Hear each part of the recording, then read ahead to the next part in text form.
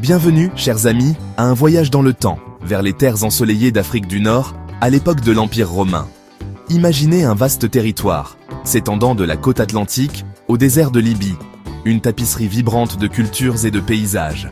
Ce n'était pas seulement une province lointaine pour Rome, c'était un grenier vital, une source d'immenses richesses et une frontière stratégique. Les Romains, avec leurs légions et leurs ingénieurs, établirent de magnifiques villes comme Carthage, Leptis Magna et Timgad.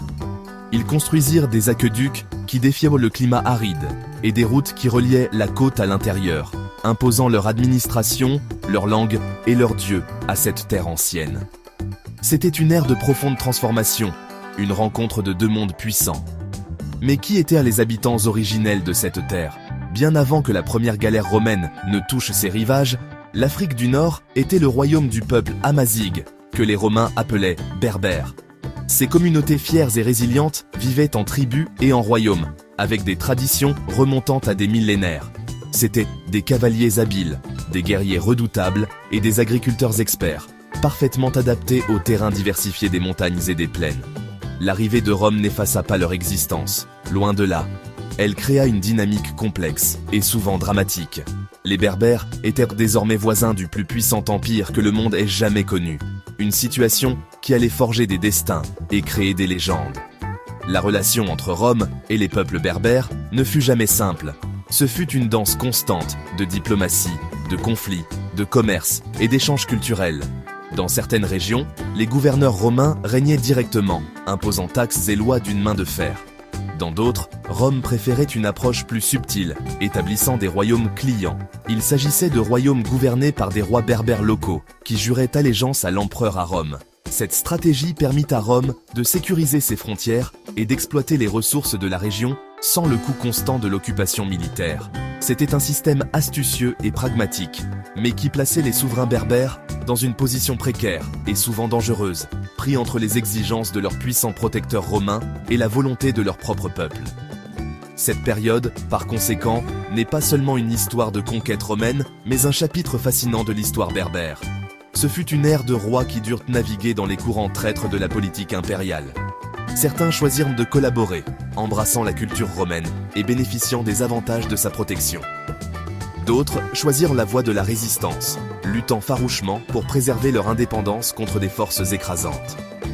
Les choix que firent ces monarques ne façonnèrent pas seulement leur propre vie, mais laissèrent également une marque indélébile sur l'histoire de l'Afrique du Nord. Joignez-vous à moi pour découvrir les secrets de ces rois berbères, des souverains qui osèrent porter une couronne à l'ombre du puissant aigle de Rome. Alors, qu'est-ce que cela signifiait d'être un roi berbère durant cette époque tumultueuse? Un roi berbère était plus qu'un simple souverain. Il était l'incarnation de l'identité et de l'héritage de son peuple.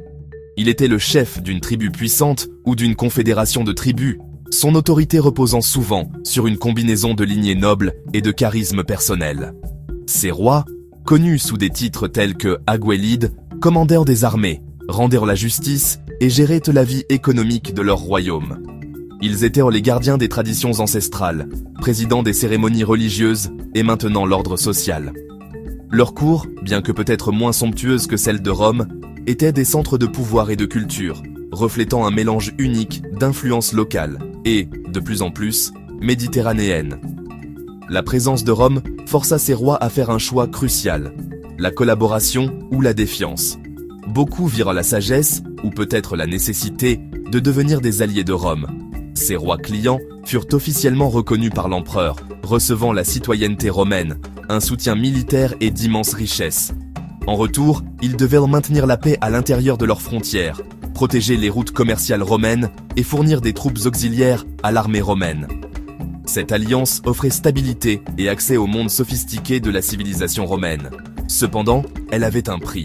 Ces rois étaient souvent considérés comme des marionnettes par leurs propres sujets, et leur loyauté était constamment mise à l'épreuve, car les caprices d'un empereur lointain pouvaient ne changer leur fortune du jour au lendemain.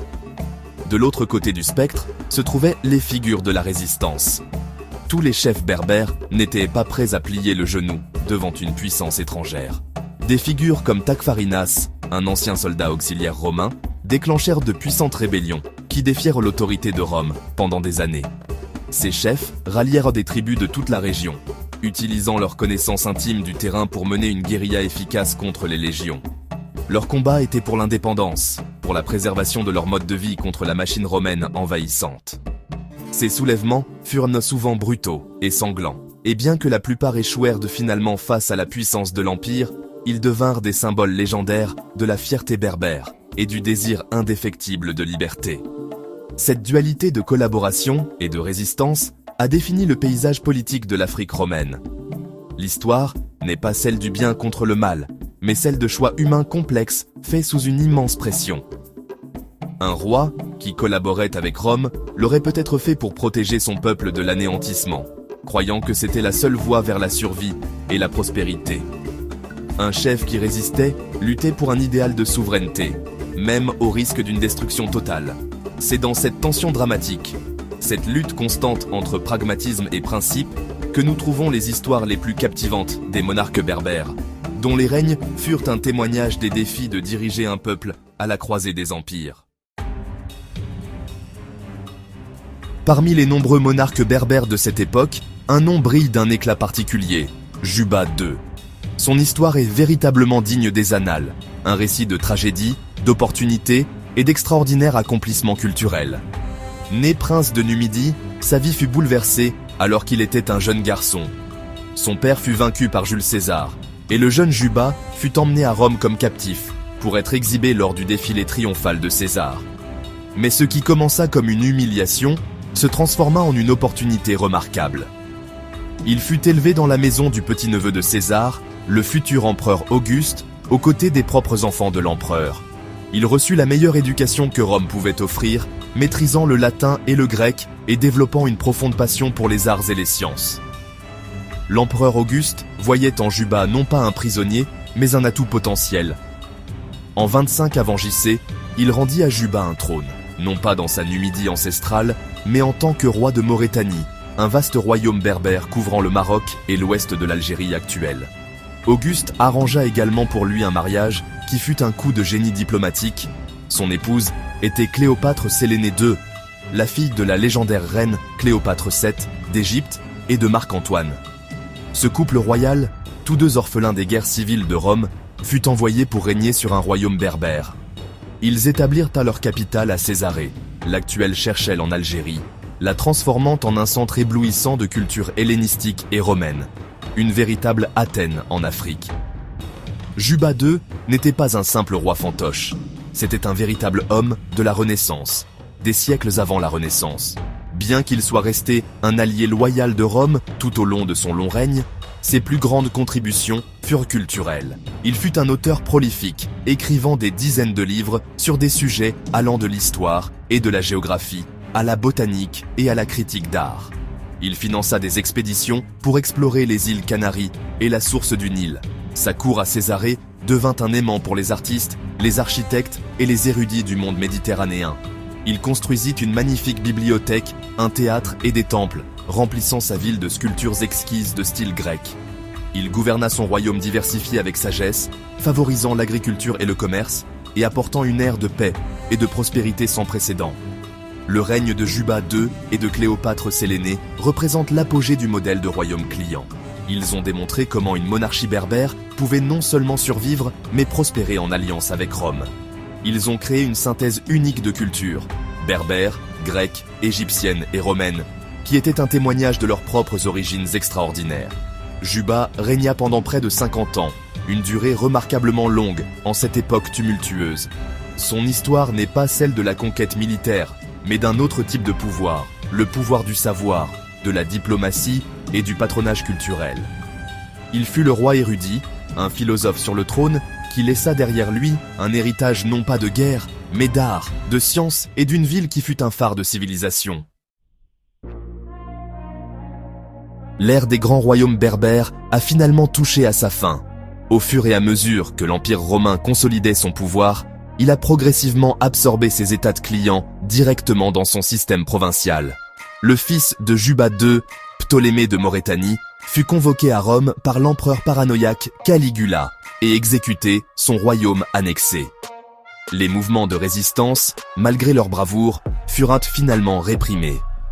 Au fait de l'Empire, la domination romaine directe était la norme sur toute la côte nord-africaine. Il pourrait donc sembler que l'histoire de ces rois berbères se soit terminée par un échec, leur couronne perdue et leurs royaumes engloutis par la machine impériale.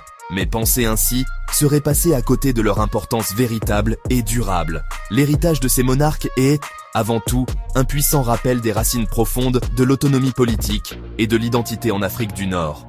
Il prouve qu'avant, pendant et après la domination romaine, la région avait ses propres dirigeants, ses propres structures politiques et sa propre histoire riche. Les histoires de figures comme Jugurtha, qui a déclaré que Rome était une ville à vendre, ou du rebelle Tacfarinas, sont devenues partie de la mémoire collective, symbole d'un esprit d'indépendance persistant. Ces rois et guerriers ont démontré que l'Afrique du Nord n'a jamais été un récepteur passif de la domination étrangère, mais qu'elle a participé activement à son propre destin, négociant, s'adaptant et résistant constamment. De plus, les règnes de rois comme Juba II mettent en lumière une longue histoire de fusion culturelle et de réalisations intellectuelles dans la région. Ils montrent que l'Afrique du Nord a toujours été un carrefour de civilisation, un lieu où les influences africaines, méditerranéennes et moyen-orientales se sont rencontrées et mélangées pour créer quelque chose de nouveau et d'unique. La cour de Juba II, avec son mélange d'art grec, d'administration romaine et d'héritage berbère, est un exemple parfait de ce passé cosmopolite. Cette histoire défie les récits simplistes et nous rappelle que la région a longtemps été un centre d'apprentissage, d'art et de gouvernance sophistiquée, contribuant de manière significative à l'histoire plus large de la civilisation humaine. Aujourd'hui, le 8 août 2025, comprendre cette histoire est plus important que jamais. Pour le peuple amazique d'Afrique du Nord, ces anciens rois sont de puissants symboles d'un riche patrimoine culturel et d'une longue histoire qui précède les conquêtes ultérieures. Leurs récits inspirent un sentiment de fierté et de continuité, reliant le présent à un passé glorieux et souverain.